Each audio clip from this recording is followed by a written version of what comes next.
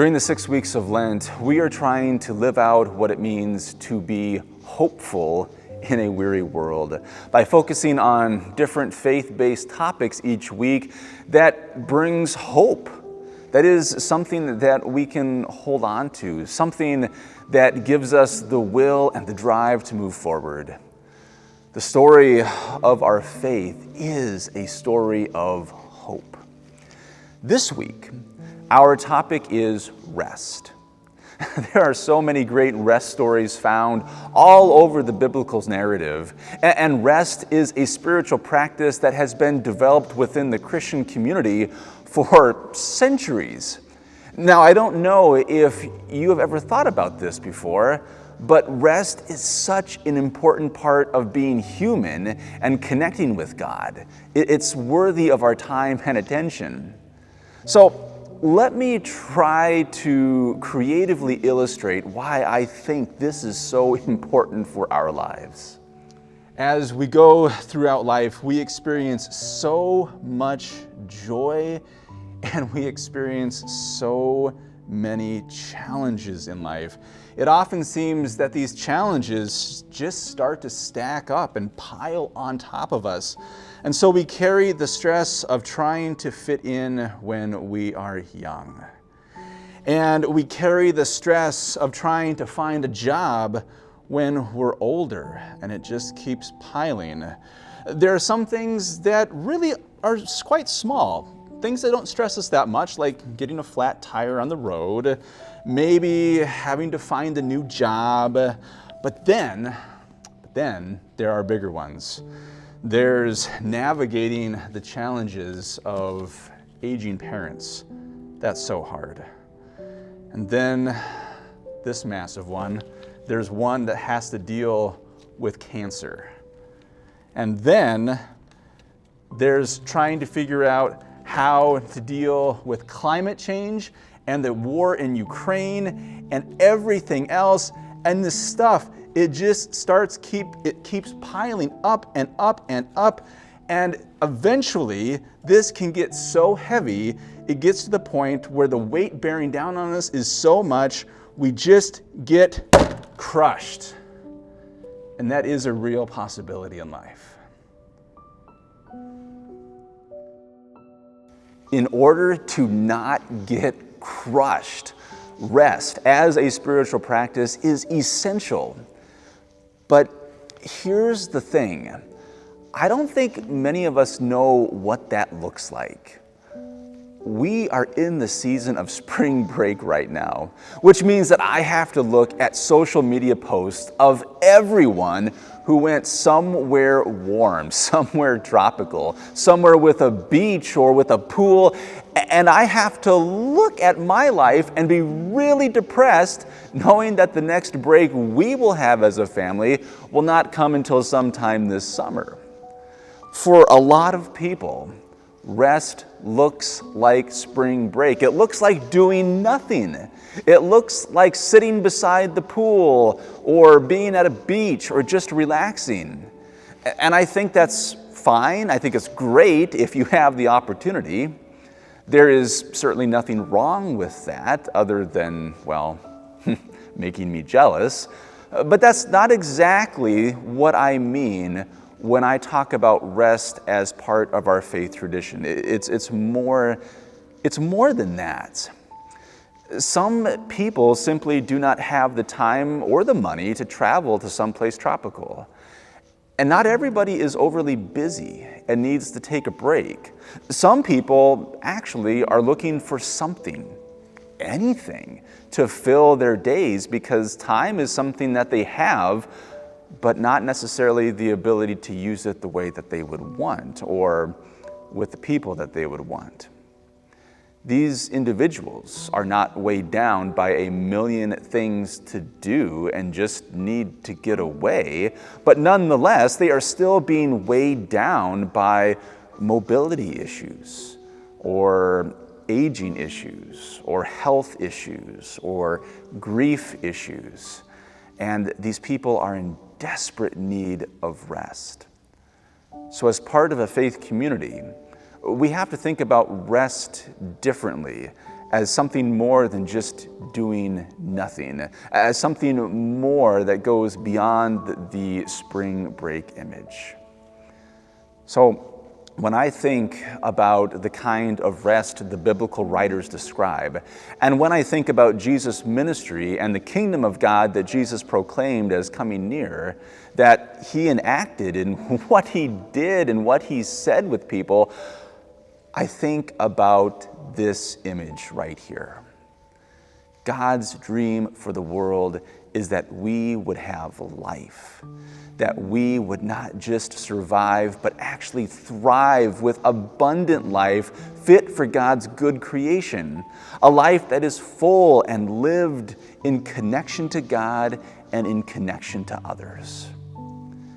There is so much good in this world and so much joy, but there's also so many things that drain us, that take life from us, that weigh us down, that can build up until the goodness that God intends for creation is not able to be realized. The biblical notion of rest brings us back. It lifts the weight off our shoulders. It brings focus to those things that give life. I want to give you a few examples of how this plays out in the biblical story. Our focus text today comes from the Gospel of Luke, the 10th chapter, verses 38 to 42. I invite you to follow along. Now, as they went on their way, Jesus entered a certain village where a woman named Martha welcomed him into her home. She had a sister named Mary who sat at the Lord's feet and listened to what he was saying. But Martha was distracted by her many tasks. So she came to him and asked, "Lord, do you not care that my sister has left me to do all the work by myself? Tell her to help me." But the Lord answered her, "Martha, Martha, you are worried and distracted by many things. There is need of only one thing. Mary has chosen the better part, which will not be taken away from her." In our focus text today, Martha is hosting Jesus in her home. She has a sister, Mary, who sits at Jesus' feet listening to him. Very quickly, there's a couple of things that you need to be aware of that make this story stand out. First off, number one, in an honor and shame society, it is absolutely a cultural priority to provide good hospitality to your guests. To not do so, to act in an inhospitable manner, would bring shame on your house and your family. It's something you would want to avoid at all costs. And number two, the place of a disciple is at his master's feet, male pronoun intentional here. In rabbinic lore, within the Mishnah, it is written, "Let thy house be a meeting house for the sages, and sit amid the dust of their feet, and drink in their words with thirst. But talk not much with womankind." Yeah, you did hear that right. In Jesus' world, sitting at Jesus' feet, Mary is not only neglecting her duty to offer hospitality, but she's also crossing a cultural line by acting as a male in her culture.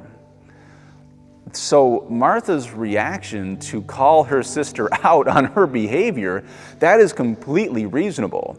It's completely understandable. Mary is bringing shame on her family.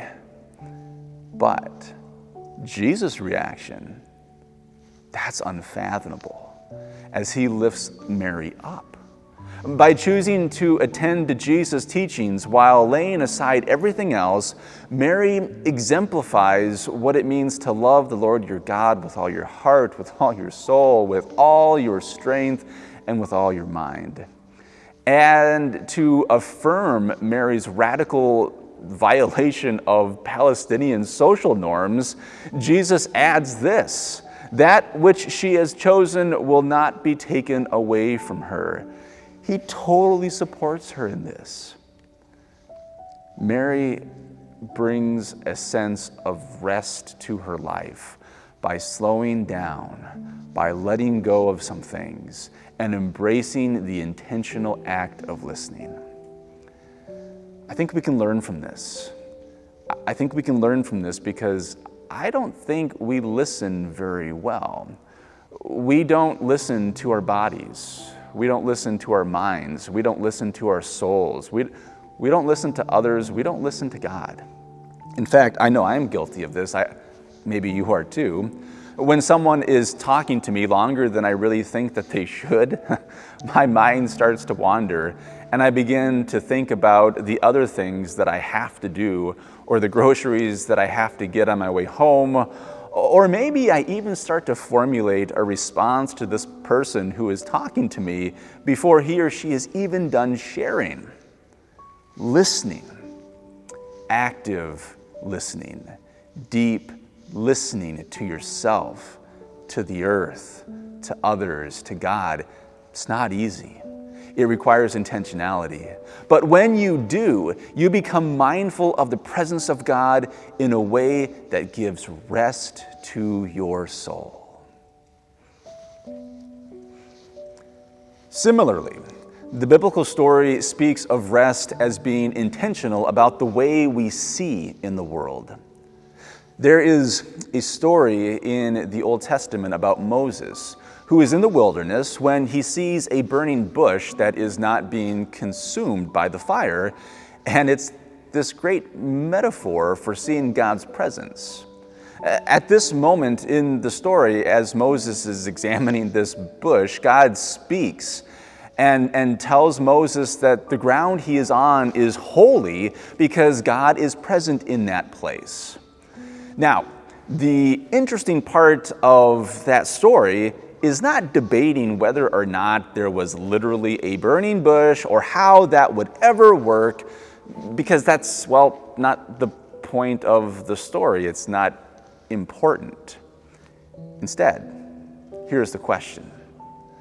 Moses had been to that place many times before. So do you think that all of a sudden it became holy with the presence of God? Or was it always that way and Moses just failed to see it until it was brought to his attention? How many burning bushes, how many holy places brimming with the presence of God do you walk by every day and never notice because you fail to see? So many things impact the way that we see the world. Prejudice colors the way that you see certain people. Anxiety and depression colors the way that you see yourself. Anger colors the way that you see others in the world all around you.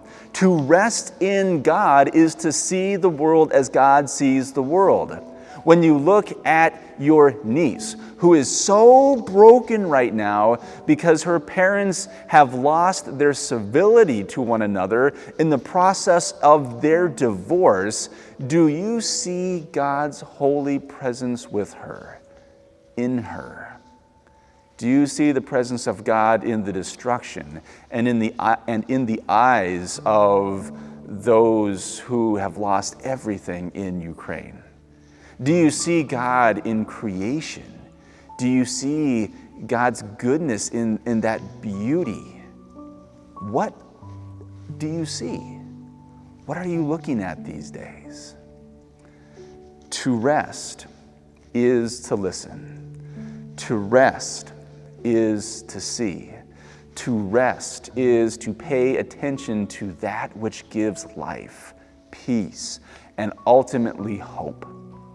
During the season of Lent, may you experiment with the spiritual practice of being still, of listening, of looking for the presence of God in your family, in your work, in your community. May you practice rest, that you may find the life that God intends and be filled with hope in a weary world. This is the good news that we hear today. Thanks be to God for that. Amen.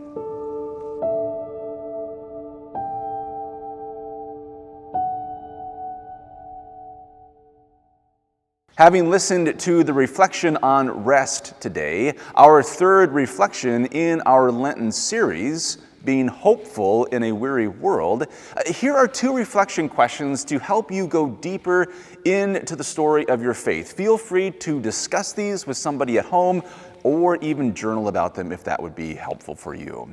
Question number one, how much weight is bearing down on your soul right now? How heavy is it in your life? And then what's causing that heaviness? Reflect on that for just a moment. And question number two is this: how hard would it be for you to take 20 minutes a day to engage in a spiritual practice, which could include meditation, breathing, praying, walking, listening for God, looking for God, practicing rest in your life, something like that, so that you would become more aware of what gives you life?